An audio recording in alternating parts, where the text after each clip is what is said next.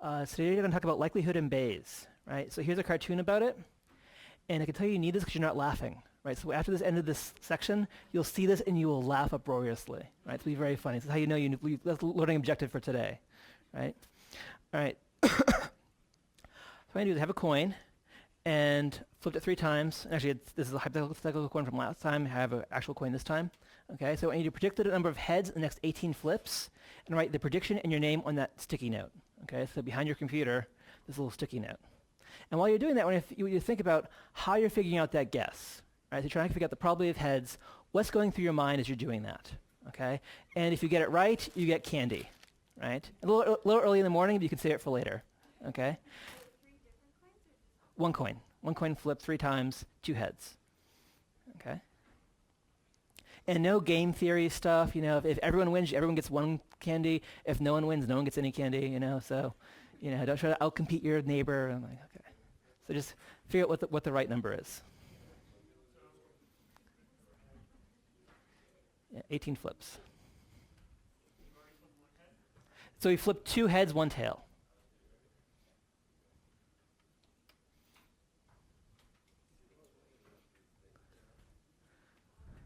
So just like say like, you know, 8 or 17 and then your name. Yeah, don't go higher than 18, you know.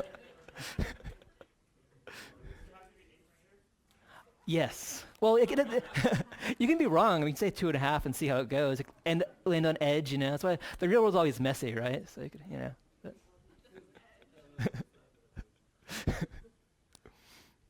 Okay. Has everyone done their number?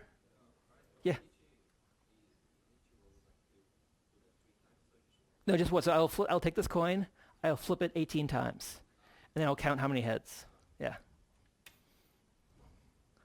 It's simple. It's coin flipping. It's simple. It's okay. I'm not trying to trick you. I'm not going to eat the candy myself. You know, just. It does have a head, yes. Lincoln has not completely left the republic. Yeah. Yeah. All right. Everyone have the number? Yes, but not right now.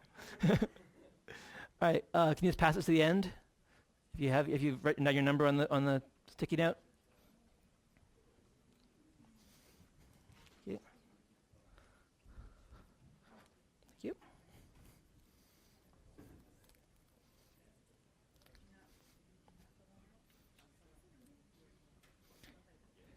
You can't win if you don't play. Thanks.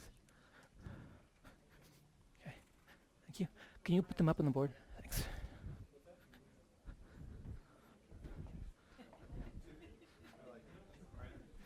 Yeah.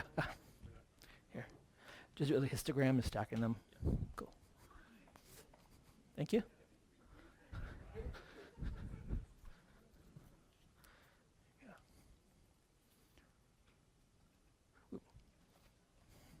Okay. All right. So stay tuned. We'll do the flipping in a minute. Okay. Okay. So let's go back to basic stats, right? So you have a coin. Probability of getting a single heads on a flip, given P, is P, right? So if here's the probability of getting heads, here's the probability of seeing 1 out of 1 coin flips with heads. So just linear dependency, right? Basic stuff. Okay. If we have 2 flips, probability of getting 2 heads given that goes from 0 to 1, right? So if the probability of heads is 1, probability of getting 2 heads is 1, and so forth in the middle, right? So it's basic stuff you should know. Okay. The way of saying this is the probability of that data given P is P squared. Okay. We also say that as the probability of the data given P is P squared. Okay. And likelihood P given data equals the probability of the data given P. Okay, so this is the jargon we use. Okay, so that symbol means given. Okay, so now we can make this likelihood. Okay, and here's the likelihood of seeing that those data, 2 heads, given this P. Okay, and different data have different likelihood. Okay, given the same P. So if I end up getting 2 tails, that's highly unlikely the probability of heads is really low. Highly likely the probability of heads is low, but highly unlikely the probability of heads is high. Okay? Whereas a data set of 1 heads, 1 minus, maximal probability of that is at 0.5. Okay? So what I can do from this is take our empirical example, 2 heads and tails, figure out the likelihood of given every p, right? So what's the probability of seeing that given 0, given 0.2, given 0.4, and get this curve. Okay? And our maximum likelihood estimate then is where that curve is at the maximum. Okay, so that's our MLE. And so here it's 2/3, right? Which sort of intuitively makes sense, right? We saw 2/3 heads, our estimate is 2/3. Okay. Now we'll see empirically, looking right now, it's not what you guessed, right? So likelihood says 2/3, you say 1/2, right? So clearly you need this class because you don't know what likelihood is, right? You're getting bad estimates, right? So we'll talk in a minute about what you actually may have done there, okay? So the same thing for other data sets. So here we have Darwin's finches and beak depth on a phylogeny, okay? And we can do do likelihood surface for that, right? Where we can try different rates of evolution and predict that variance in the beak depth, okay? And we can look at what this seems like. We can simulate, right? So you can go here and simulate using this small rate. We get some distribution. Or we can simulate at this rate and get this wire distribution. Or simulate at this rate and get this distribution, okay? And just as with, the coin flipping, we can look at this curve, find the highest point, and that's our maximum likelihood estimate of that rate. Okay? Any questions about that?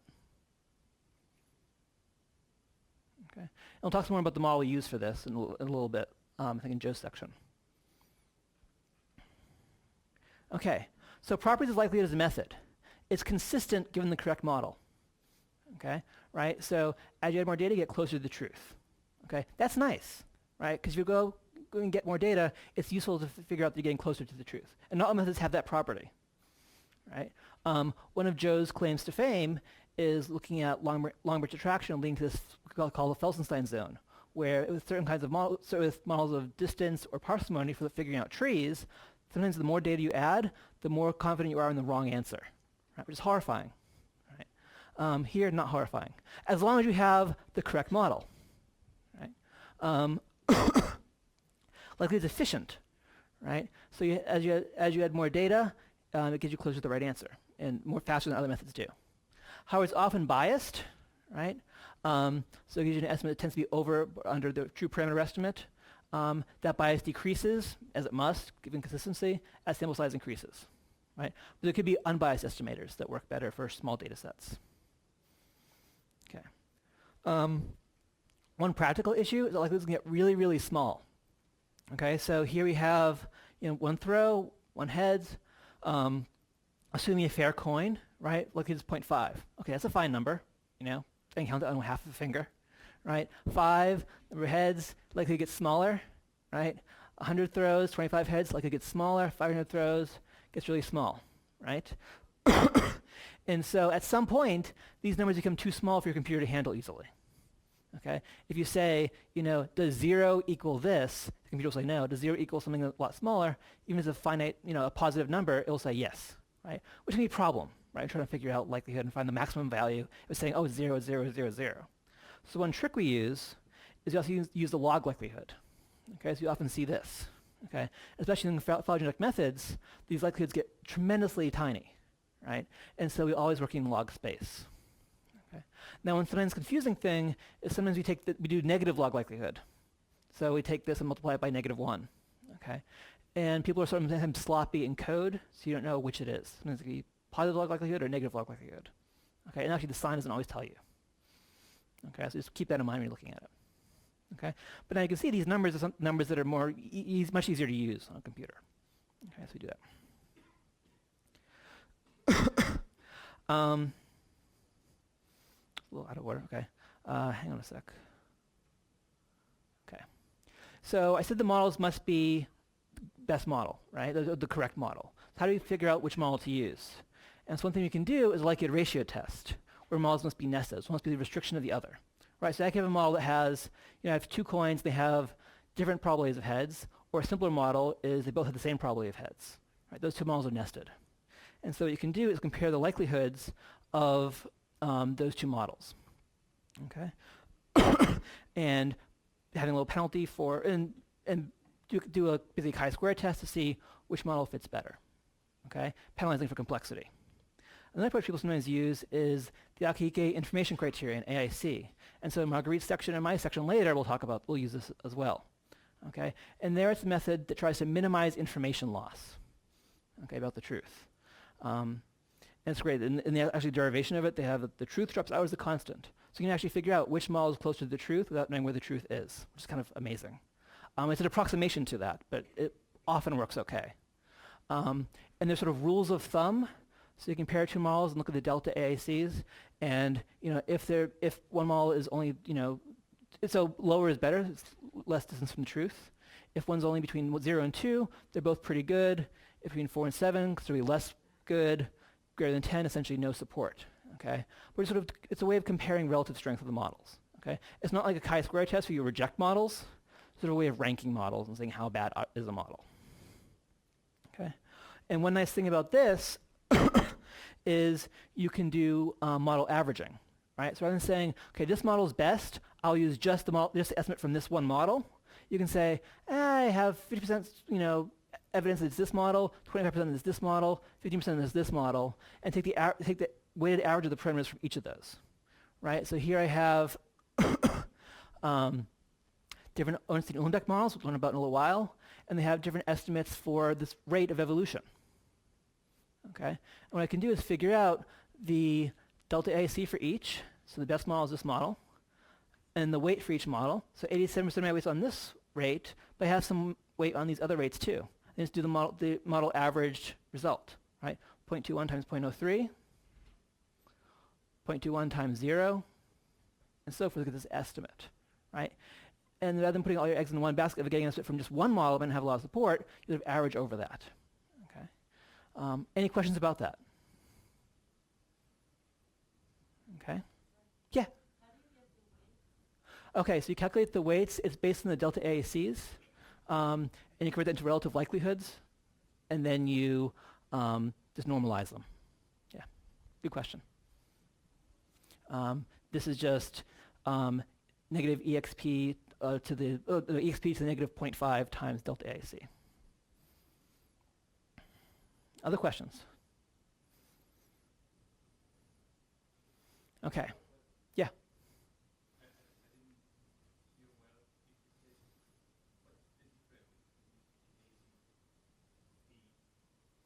Oh, I didn't mention that. Yes. So AIC and AICC.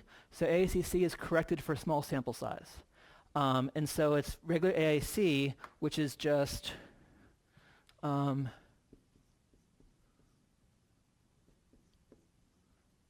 signs are right, yeah? Okay, so that's regular AIC, and AICC has an additional term, I forget, it's N over K and something. Do you remember, Marguerite? Okay, it's something to do with N and K, where N is your number of observations, and K is your number of parameters, right? And so AIC is an approximation. This makes the approximation better for small data sets, but as the data set size increases, it converges to AIC. And so we often use AICC to correct for that with small data set sizes. Now, another thing I'm sort of glossing over is with this, you need to know what N is, what your size of your data set is, and it's not always clear what that is. So if we're doing models of DNA evolution, people by tradition use N as number of sites.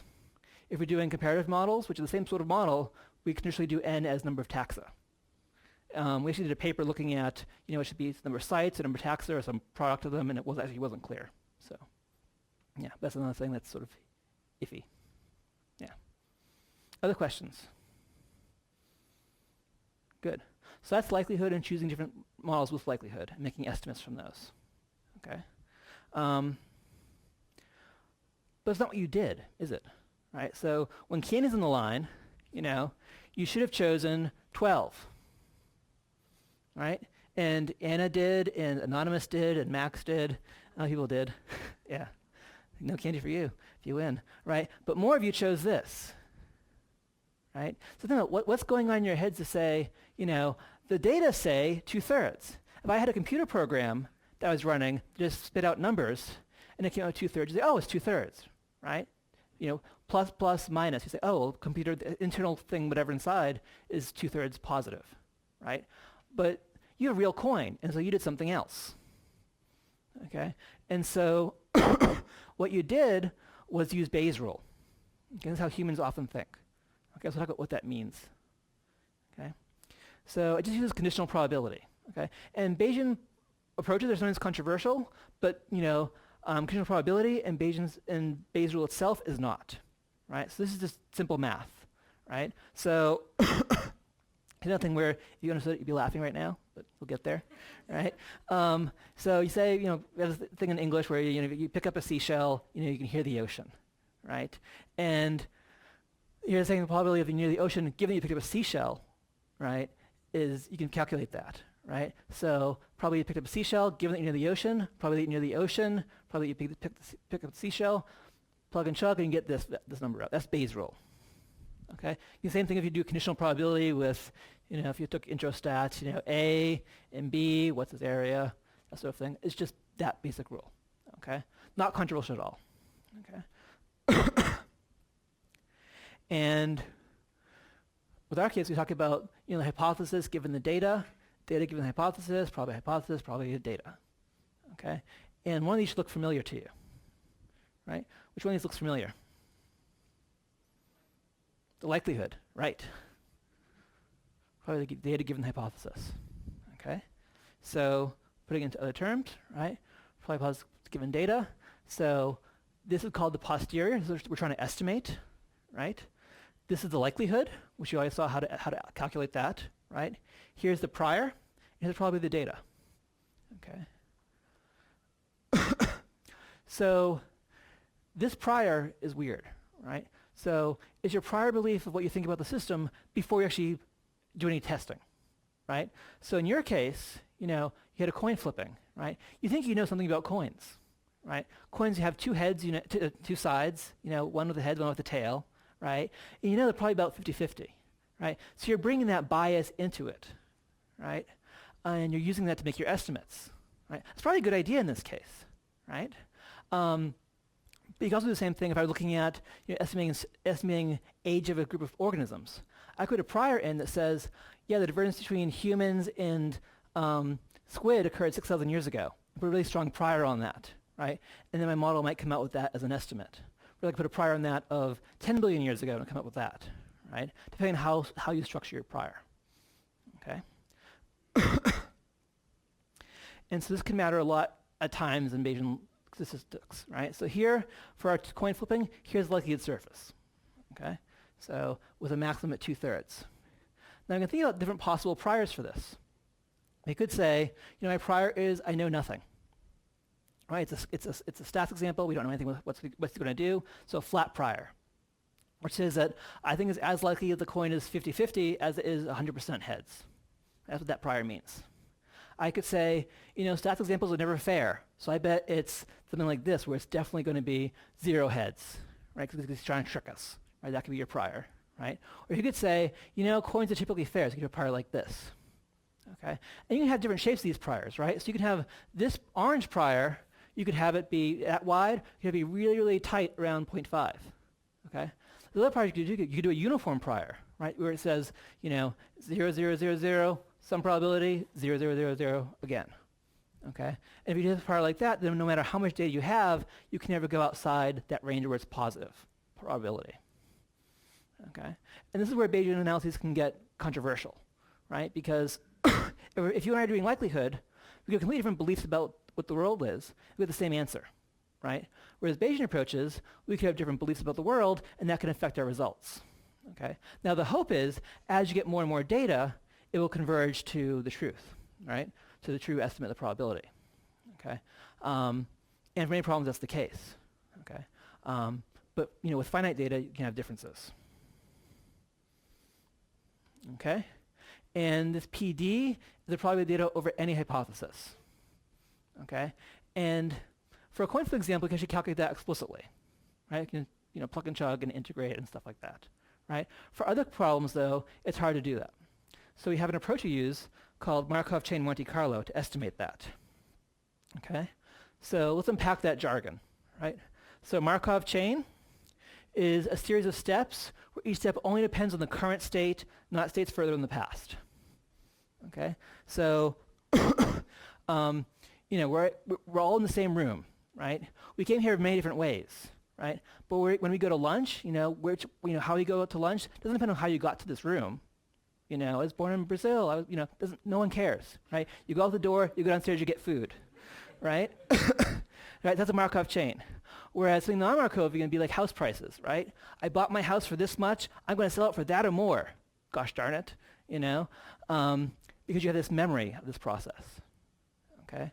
And so in this case, the Markov chain just means each step depends only on the current state, okay?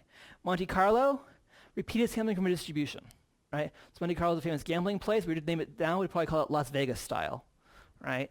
It's more famous now. So there's a series of steps. We just do this random walk, okay? An example I like to use is figuring out your favorite hats, right? So I'd take you to a hat store and say, what's your favorite kind of hat, right? Do you like red hats?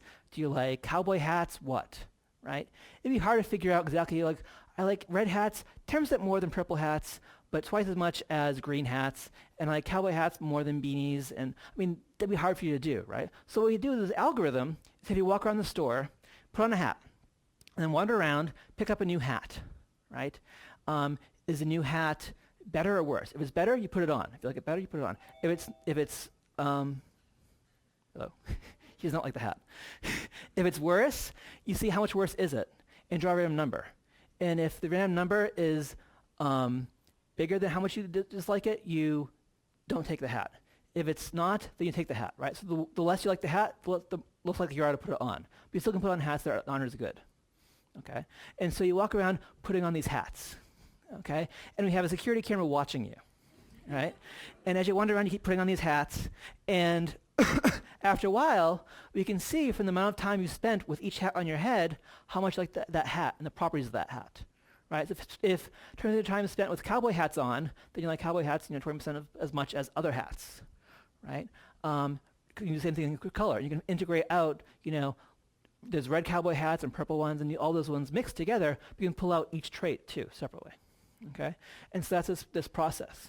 Now you can imagine ways that would go wrong, right? So if I only wait till the test you when you're just from the store, you don't have a chance to get back to the cool beanies in the back. You're still at the front with the the Make America Great or whatever hats in the front, right? And so I don't get a good sample yet because you haven't had enough time to mix around. So you give enough time for mixing, right? It could be you get stuck somewhere where you're surrounded by one set of hats and all the hats around you are terrible hats. There's really good ones in the back of the store, but you can't get there yet because you just can't cross this valley of bad hats, okay? And so there's other approaches we use sometimes called MC cubed, right? Where we basically have a clone of you, your identical twin has the same preferences, but it's a little tipsy. And so it's more willing to put on bad hats. And so your clone walks around, and periodically you talk to your clone and say, oh, are you in a good place? Like, yes. And you switch, right? And that way your clone can stagger across these areas of bad hats, and you can sample the store better, okay? So that's a trick of this MC approach, right? Now takes a lot more time than likelihood, right? Because I'm trying to get a single point value. You're trying to sample this whole space, okay? And for some areas, the space is ginormous, right? But yet it seems to work okay, okay? So that's Metropolis Hastings algorithm. Any questions about that? Okay. So how can you pick which model to use for Bayesian stuff? Well, you can use Bayes factors, right?